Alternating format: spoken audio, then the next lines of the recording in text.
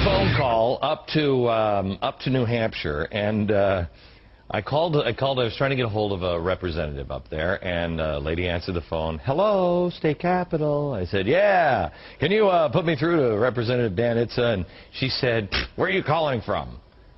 I said, New York. She said, yeah, we don't have offices in our state capital. I said, I love you. New Hampshire they do things a little differently up in New Hampshire, and Dan Itza is here with us now. You really work from home. You don't have an office in the capital. I do have a drawer. I love this. Okay. Well, go ahead. I was going to say, we have a committee room, and I have a drawer in the committee room, and we share a secretary with another committee. This is fantastic. Okay, so Dan, you actually have drawn up a resolution because you and others like you say that the federal government is overstepping its bounds. Can you explain? I can, but first I want to say, Glenn, you are not alone. We've got your back, and thank you for the opportunity. Thank you. Yes, we have a resolution that says, thus far, no farther. It's a line in the sand to tell the federal government that they are no longer allowed to transgress the Constitution, and if they do, then they're nullifying the Constitution. What was it that you say, you know, enough is enough? First of all, is New Hampshire going to take any of the spending, the stimulus money?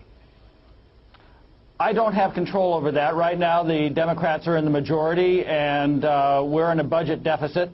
And I suspect that if anything comes our way, it's going to be snagged up. But so then, I mean, but they're buying you off. I mean, you know, for they're bribing us with our own money. Right.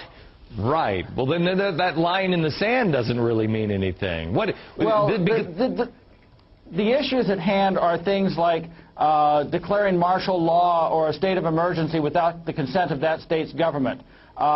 Further encroachments on our right to bear arms, like the Holt bill that's been folded into the stimulus package. Involuntary servitude of those, you know, between 18 and 24. These are issues that are non-negotiable. Okay. All right. So you actually took this and put this into a bill, and it's not your words. It's actually the words of James Madison and Thomas Jefferson, right?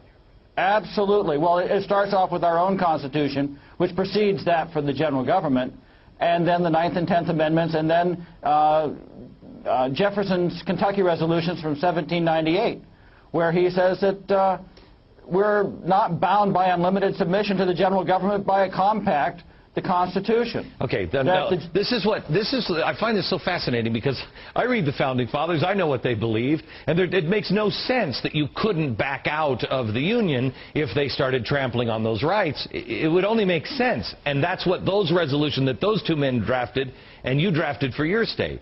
But everyone will tell you, you can't do that. The Union is the Union. Well, this isn't about withdrawing from the Union. First of all, the happiest resolution of this resolution would be a renewed Union within the confines of the Constitution. But if the general government nullifies the Constitution, how do you withdraw from something that doesn't exist? You're playing word games. I like them, but you're playing word games here. Okay, here's the most interesting fact. You're not alone in this. How many states have this resolution based on Jefferson and Madison pending in legislatures all across the country? Last week there were 8 states, including ours, with some sort of sovereignty resolution. This week there are 20, so there's an additional 12 in the last week. Unbelievable. That's truly unbelievable. Dan, it's just caught fire across the nation. I bet it has, for good reason. Dan, thank you very much. By the way, I think you are at your, can you put them back up on the screen? I believe you are at your legal limit of buttons on the lapel. There are those that have more. and I want to say, yeah, but there are conventions. New Hampshire is the home of the free state, and go to nhliberty.org to see the resolution. All right, thank you very much, Dan. Appreciate it. All right, there are some